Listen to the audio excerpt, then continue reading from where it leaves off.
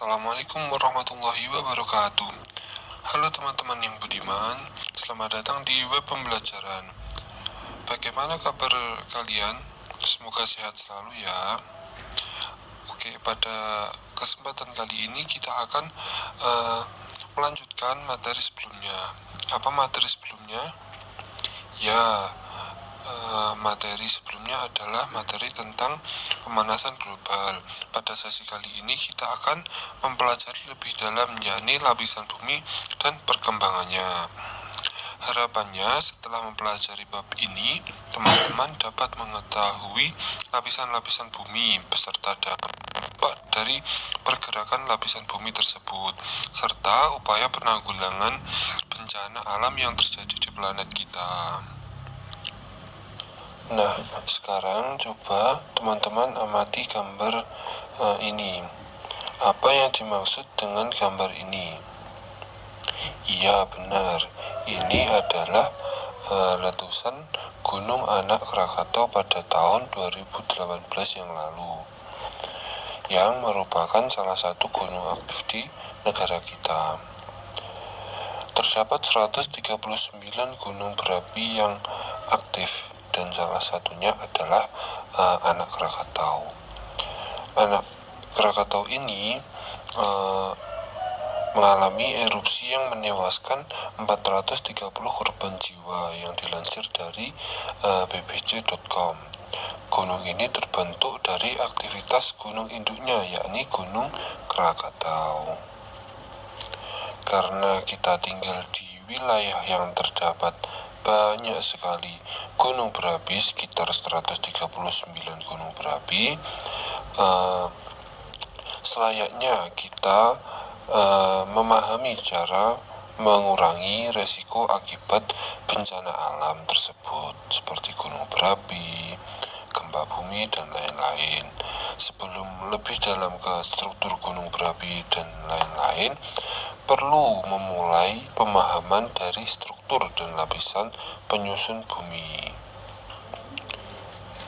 Oke, setelah mengetahui fenomena tentang bencana alam yang ada di bumi, kita masuk pada peta konsep materi yang akan kita pelajari. Untuk memudahkan teman-teman mempelajari materi kali ini, kita akan membagi ke dalam 3 kegiatan belajar, yakni yang pertama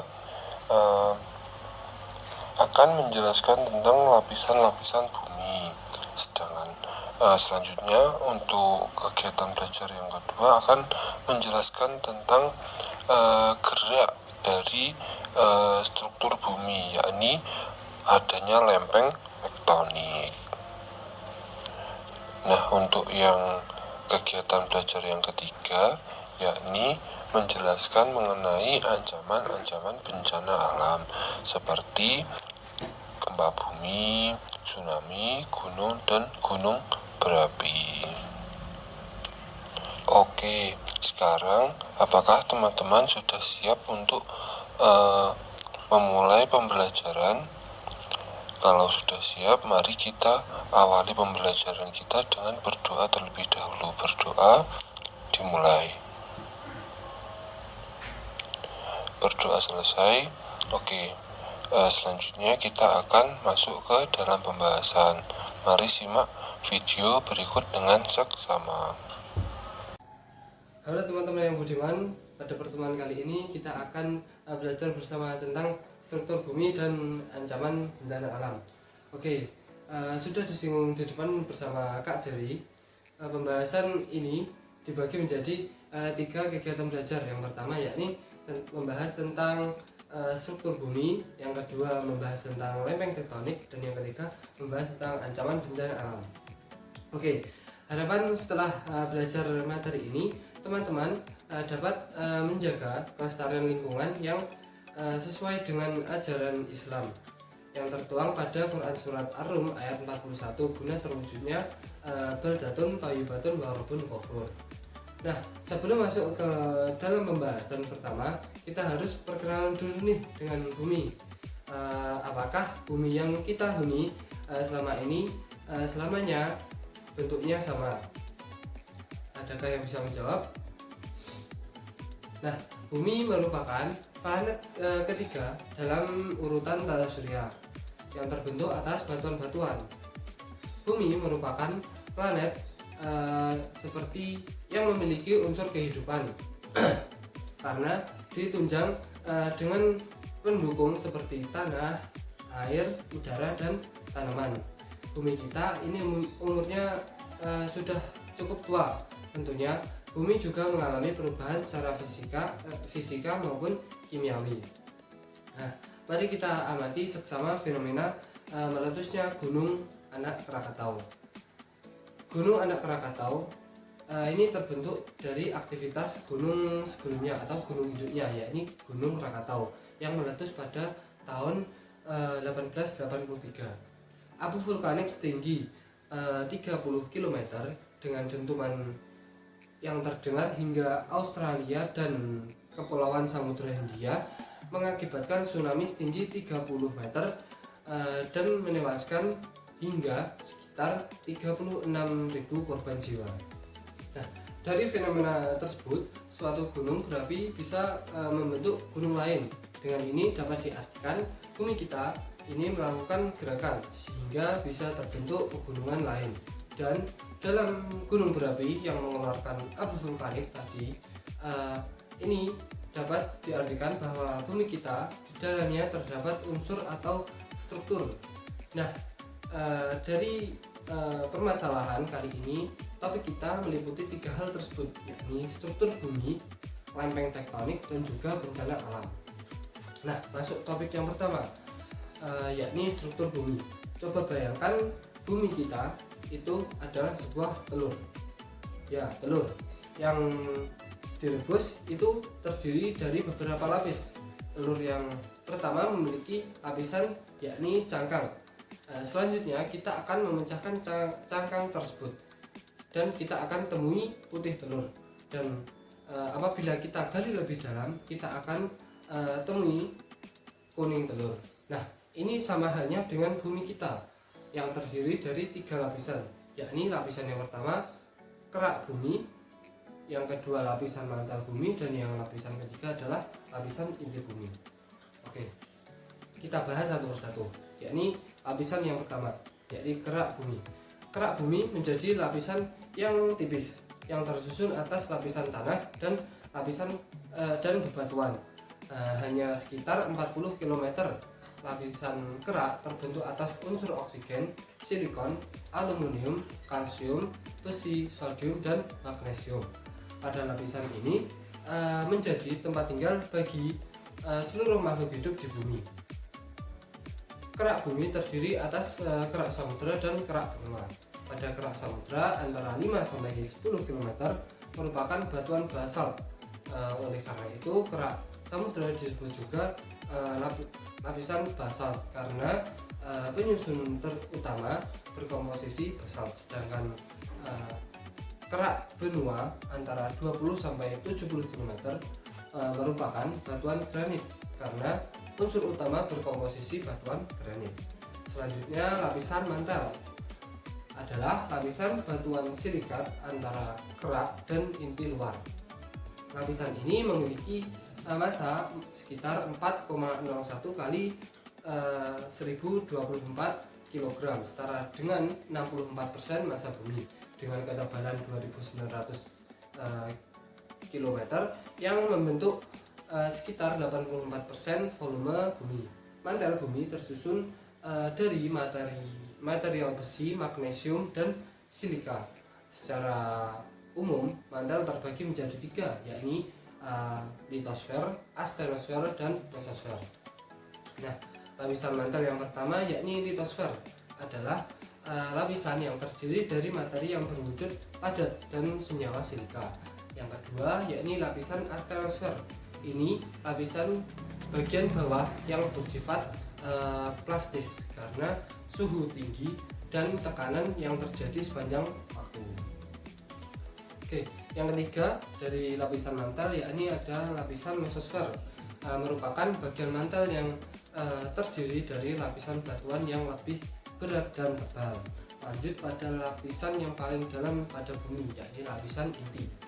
Lapisan inti ini berada sekitar 2900 di bawah permukaan bumi dan memiliki radius sekitar 3485 km. Inti bumi berbentuk bola yang sangat padat. Pada inti bumi tersusun atas unsur besi dan nikel. Pada bagian inti bumi ini terbagi menjadi dua, yakni inti luar dan inti dalam. Pada bagian inti luar berbentuk cair atau liquid. Dengan demikian pada bagian ini terasa sangat panas, sedangkan pada bagian inti dalam berbentuk padatan atau solid dengan temperatur sangat tinggi dan mendapatkan tekanan dari lapisan bumi seatasnya. Nah, dapat kita lihat pada gambar pada bagian kerak ini merupakan bagian terluar. Disinilah makhluk hidup dapat hidup dan tinggal karena tersusun atas berbagai bahan pendukung seperti air, tanah, udara, dan tanaman. Lanjut pada bagian mantel, pada gambar terbagi menjadi 3 bagian, yakni litosfer, asthenosfer, dan mesosfer yang masing-masing sudah diuraikan pada sebelumnya. Lanjut pada bagian inti, pada inti luar ini tertulis pada gambar yakni liquid atau pada bagian itu berbentuk cairan, sedangkan pada bagian inti dalam ini berbentuk suatu yang solid atau padatan dengan suhu yang sangat ekstrim. Lanjut topik yang kedua, yakni lempeng tektonik. Nah, teman-teman, apakah yang menyebabkan terbentuknya pegunungan maupun terjadinya gempa bumi? Adakah yang tahu? Nah, itu semua dikarenakan adanya pergerakan atau gerakan lempeng tektonik. Oke, kita akan masuk dalam pembahasan agar kalian semua lebih paham. Lempeng tektonik adalah bagian paling atas bumi dengan fenomena yang muncul akibat proses pergerakan dan mempengaruhi tinggi rendahnya dari bumi tersebut. Di negara kita, Indonesia, terletak pada permukaan 3 lempeng atau pertemuan 3 lempeng tektonik besar, yaitu lempeng Eurasia, lempeng Indo-Australia, dan lempeng Pasifik. Letak geologis Indonesia dilihat berdasarkan pada titik pertemuan dari ketiga lempeng tersebut. Kondisi ini memungkinkan atau sangat memungkinkan rawan terjadinya gempa di daerah yang terletak pada pertemuan lempeng tektonik tersebut. Terdapat teori terkait lempeng tektonik, yakni teori Wegener, yang merupakan teori dasar di bidang geologi. Nah, pada teori Wegener ini dikembangkan untuk dapat memberikan penjelasan secara mendalam mengenai fakta dari pergeseran atau pergerakan besar lapisan permukaan paling atas bumi. Salah satu kegunaan teori ini digunakan untuk menjelaskan pergeseran benua. Selanjutnya, lempeng tektonik ini memiliki 3 gerakan, yakni yang pertama gerakan divergen, yang kedua gerakan konvergen, dan yang ketiga gerakan transform. Yang pertama gerakan divergen atau pergerakan saling menjauh. Gerakan ini disebut juga zona pertambahan dan pembentukan lempeng baru. Akibat pergerakan yang saling menjauh ini membuat lempeng benua terbelah menjadi 2 dan memunculkan adanya aktivitas vulkanisme laut yang menghasilkan lava basah berstruktur basalt. Selanjutnya, gerakan konvergen atau pergerakan yang saling mendekat. Gerakan ini disebut juga zona penghancuran karena gerakan yang saling mendekat ini mengakibatkan kerak samudra menunjam ke dalam mantel sehingga akan terbentuk suatu palung. Nah, selanjutnya gerakan transform atau disebut juga batas geser. Pada pergerakan ini beberapa lempeng cenderung bergerak secara lateral atau mendarat satu sama lain. Terdapat aktivitas vulkanisme yang lemah dan akan menimbulkan gempa bumi yang lemah. Nah, akibat pergerakan lempeng ini akan mengakibatkan berbagai aktivitas geologi seperti bencana alam, yakni gempa bumi dan vulkanisme atau gunung berapi. Nah, sekarang ini masuk pada topik yang ketiga, yakni gempa bumi, yakni bencana alam yang terdiri dari gempa bumi dan gunung berapi. Nah, yang pertama adalah gempa bumi, merupakan getaran yang terjadi di permukaan bumi akibat yang disebabkan oleh lempengan bumi yang bergerak, sehingga terjadi pelepasan energi dari dalam perut bumi secara tiba-tiba, yang biasanya diikuti dengan terjadinya patahan atau sesar. Kebanyakan gempa bumi disebabkan dari pelepasan energi yang tekanannya semakin lama semakin membesar dan akhirnya mencapai pada keadaan di mana tekanan tersebut tidak dapat ditahan lagi oleh pinggiran lempeng. Pada saat itu akan terjadi gempa bumi. Selain disebabkan pergeseran lempeng yang bergerak, gempa bumi ini bisa terjadi dikarenakan faktor-faktor yang lain, diantaranya gempa bumi yang pertama ini gempa bumi runtuhan, yang kedua gempa bumi tumbukan, yang ketiga gempa bumi buatan, yang keempat gempa bumi vulkanik, dan yang kelima gempa bumi tektonik. Nah, masuk pada bencana alam yang selanjutnya, yakni vulkanisme atau gunung berapi. Indonesia terdiri termasuk dalam wilayah cincin gunung api Pasifik yang kita kenal dengan istilah Ring of Fire. Kebanyakan gunung berapi terbentuk pada batas lempeng tektonik karena terbentuk secara konvergen. Nah, gunung berapi meletus terjadi akibat dari terdorongnya gas yang bertekanan tinggi akibat dari panasnya endapan magma di dalam perut bumi. Meskipun Indonesia memiliki banyak gunung berapi dan kerap kali menimbulkan permasalahan mulai dari banyaknya korban jiwa, di sisi lain terdapat manfaat bagi Indonesia, yakni Indonesia memiliki banyak sumber mineral dalam bentuk batuan. Indonesia memiliki sumber energi berupa minyak bumi dan energi geotermal. Indonesia dapat memanfaatkan gunung berapi menjadi ekoturisme bagi penduduk lokal, bagi gunung yang sudah tidak aktif, dan juga Indonesia dapat meningkatkan kesejahteraan hidup masyarakat melalui gunung berapi. Sekian, terima kasih penjelasan dari saya.